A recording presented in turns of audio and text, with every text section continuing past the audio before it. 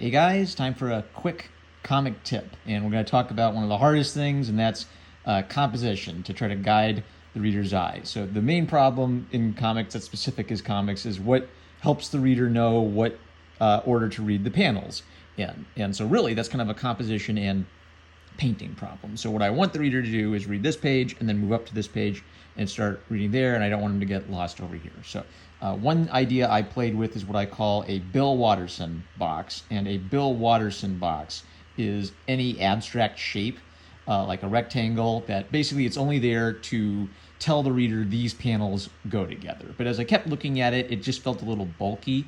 I liked the more unified feeling of having this whole dark shape behind it.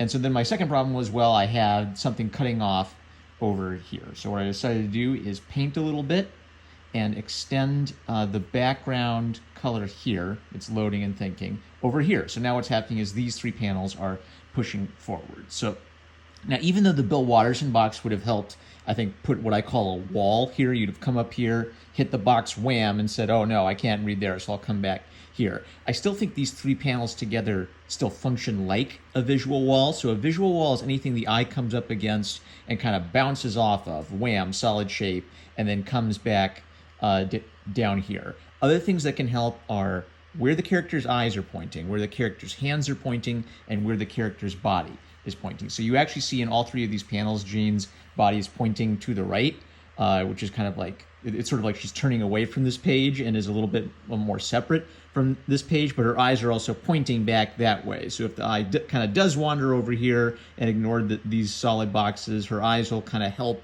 push you back here until you finish reading this page, and then come to here, treat this as a separate element, and then come here and treat this as a separate element. It's really tricky. It's a lot like painting, but with, you know, like 10 or 20 pictures instead of just one picture you've got to compose. But those are my quick tips for things you can do to think about how to guide the eye.